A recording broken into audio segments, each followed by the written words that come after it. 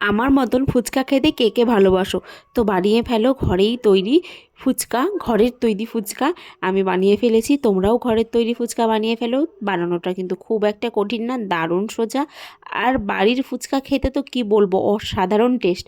তো আমি মাঝে মধ্যেই এরম ফুচকা বানিয়ে খাই, কারণ ফুচকাটা আমার খুব ফেভারিট খাবার। দেখো ফুচকাটা কি ক্রাঞ্চি মুচমুচে হয়েছে।